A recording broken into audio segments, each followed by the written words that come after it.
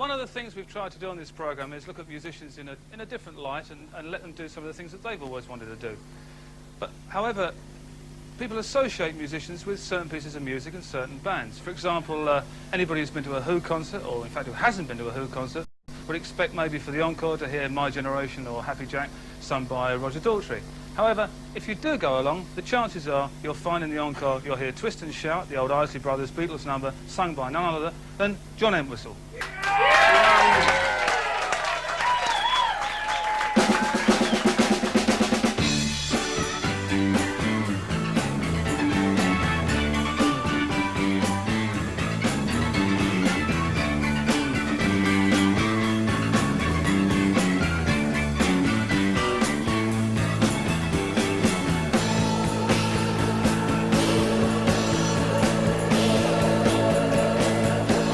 Shake it up, baby, now.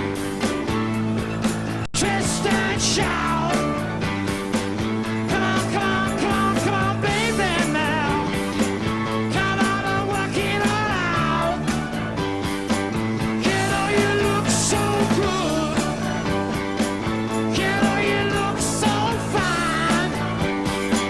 Come on and just a little closer now. And let me know that you're mine. Shake it up, baby, now. Twist and shout. Come on, come on, come on, come on, baby, now. Come on and work it all out. You know you look so good. You know you look so fine. Come on and just a little closer now. And let me know that you're mine.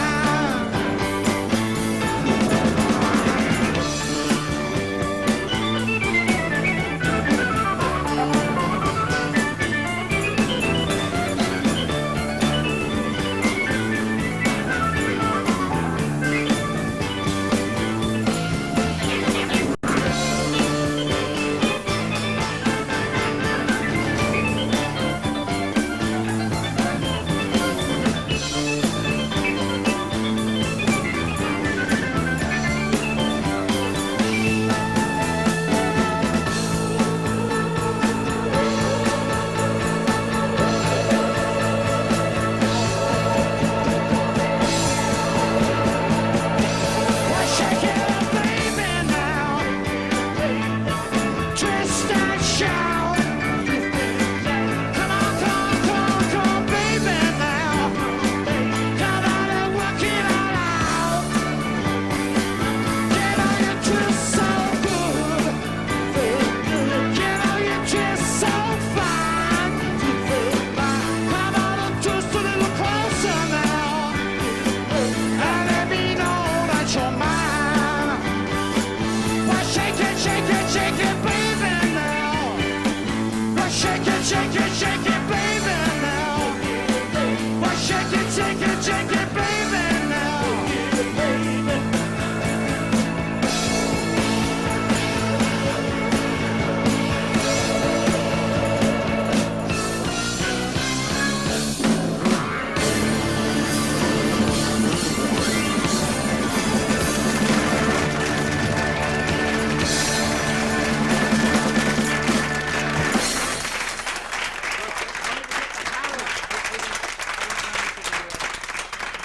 Well, when Ashton and myself talked about the people we wanted to have on the programme, we talked about John, we actually discussed what pieces of music we thought they would like to play. And in fact, both Ashton and myself thought that the obvious choice for John here would be Boris the Spider. But you chose Twist and Shout. How come? It's the only other song I can sing was that one. No, I sung Boris the Spider about 10,000 times, and it starts to wear away at you. All the time. Boris You've got the a spider. Spider. You've got a spider. Yeah. Boris? Yeah, no, Joe Walsh gave it to me as a birthday present, and it's a female, so I couldn't call it Boris, so I Female called it what? Doris. It's a Mexican red-kneed tarantula. You've had other weird pets as well, I mean, on tour. You and Mooney were well known for the... Yeah, we used to get... Was it Eric? The lobster? What did you call the lobster? We used to get very homesick for animals on tour. You know, we all had pet dogs at home that we sorely missed on tour, right? You get to a hotel room and there was nothing to stroke except like an occasional sort of... Dog? No, yeah, right. And we'd go out and buy pets. I mean, especially me and Keith, we used to share a room because, you know, we did it cheap way then. We couldn't afford a suite each. So we used to go out to pet shops and like buy piranhas. Stuff like that. Keep them in the bath and feed them on goldfish and stuff like that. And one day we were in Boston Airport and we saw these lobsters. You could actually pick up a lobster and they put it on ice in a little carrying case. You could choose the lobster of your choice and take it home to dinner because a lot of people commuted back and forth. We were going to St. Louis, so we thought, right, we call this lobster Louis and we'll keep it as a pet. We always used to lose our room keys anyway, so they had these little wooden pegs in the claws to keep them shut. So we used to pull the peg out and just let it sit in the sink on ice, holding our room key. So at least we knew where it was. What did Louis do during gigs? Well, he didn't survive more than one gig. I mean, we gave him to a chef. We started going... Oh, he didn't actually make the whole tour? When he started going a funny colour, about the second concert in St. Louis. Yeah, I've heard a few people have been to some of your gigs have been a funny colour. Funny colour, yeah. What about, for example, like when you did all the tours in America, when a lot of people used to just hang in front of the cabinets, hang in front of the W bins. Did they get a bit of a skinful at times? Well, we did one concert in Los Angeles where we were using speaker cabinets. You could actually walk in and out. They were so big, and a few fans crawled in there and figured like it was the best place to be because you could hear, you could get a good sound sitting inside the PA cabinet. And they actually got carried out after about the third song, with bleeding ears. I don't mean to swear. Yet another use of penicillin. So, I'll tell you what I was going to say, John. In the middle of the 70s, you sort of like deemed it necessary, same as I did and Ashton did, and a lot of other people did, form their own band outside of the main group. Was there any particular reason? Was it a frustration, or just purely you wanted to get other forms of music out? I just wanted to see what it would be like to be a failure. No. Well, I mean, let's not bring Margaret Thatcher into this. When I played with you, that was exactly what happened, wasn't it? I remember yeah, this you played with check me. I mean, that was it. I got the other day from Cell Block when you and Peter got locked up in jail. All 14 of us got locked up, yeah. Yeah, I got a kite from Montreal. your publishing company for 47p. I mean, that's an example. What happened at that? What happened? Something weird happened. Well, we Sorry, smashed up a hotel room in Montreal. And we didn't know the French for money. So we usually paid the hotels off, like far in advance of being arrested. So it worked out okay. Mooney had one classic actually on a tour where he was going to be in profit, wasn't he, and missed it at the end. And he had a limousine driver that he'd been using for the whole English tour, and decided to give him a tip, so he gave him a Sony video machine as a tip. But he didn't realise that it wasn't his machine. I mean, we bought it for him to use on the tour. And when they deducted the video machine from his profits, he came out with about £3.70 at the end of the tour. How important was that to you? It cost me a lot of money, and but it helped me a lot.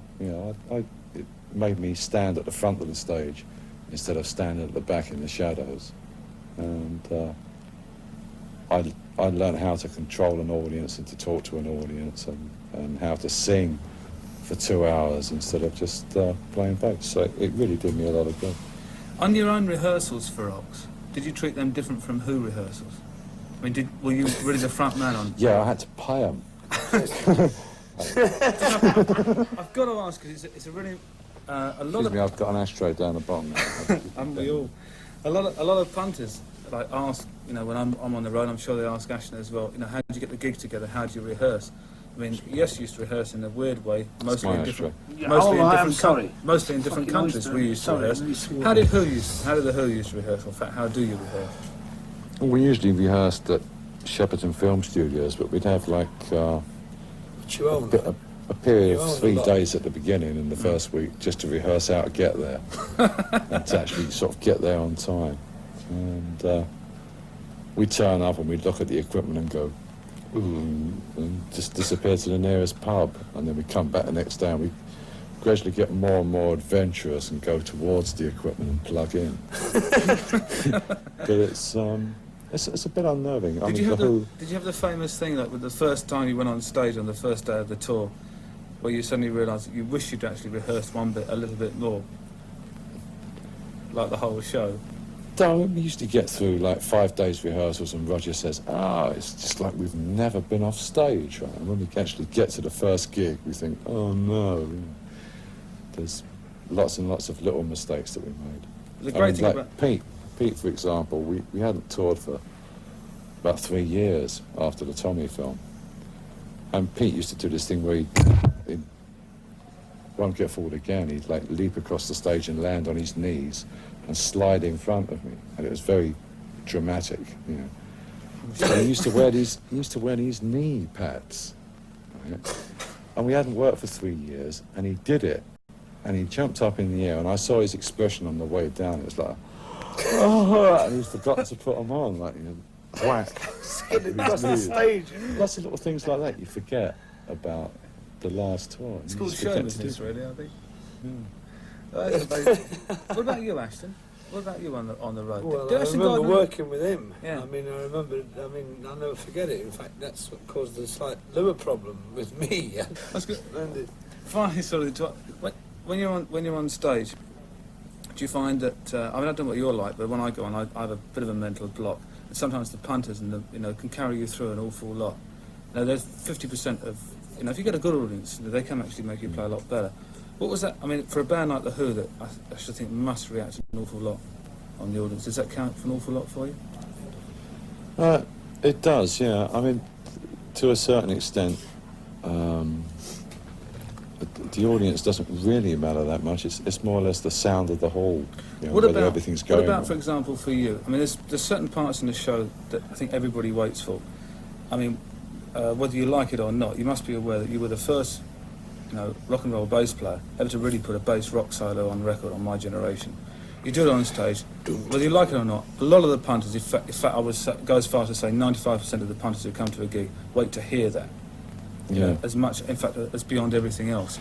Do you enjoy doing that? Do you wait for that part? I mean, No, I mean, I have to... You suck, as The I do. problem is, I mean, everybody knows the solo, and unless I play it exactly the same as the record, they think I've made a mistake. Well, I'll tell you what, as you most probably know, you do know, in fact, because we've rehearsed, obviously, during the week. We have rehearsed a few things together.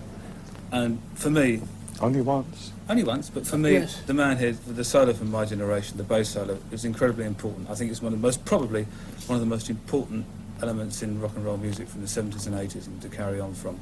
It just so happens that Ashton wrote a song called Get America, which has a perfect break for a bass solo. So I really look forward to playing and hearing Sir John Entwistle, Tony Ashton, the rest of the lads on Get America.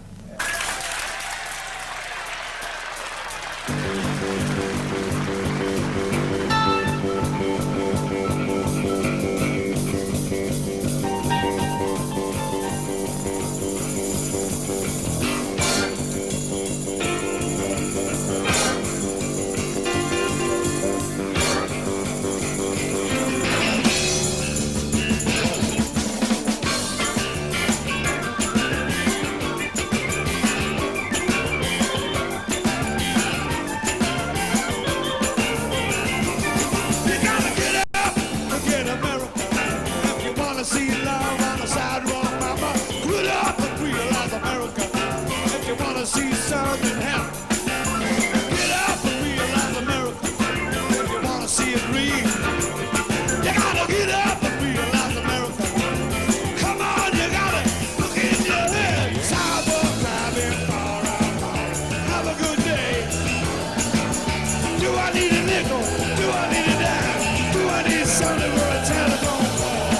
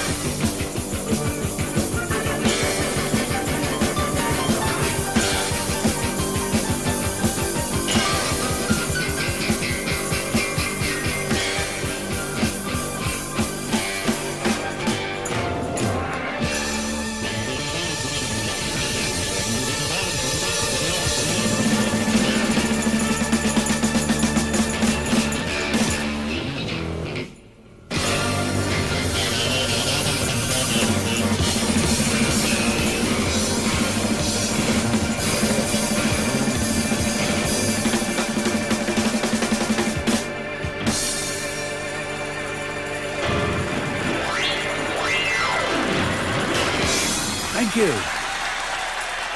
Thank you. Thank you very much. Steve Harley. Rick Wakeman. John Entwistle. Tony Fernandez.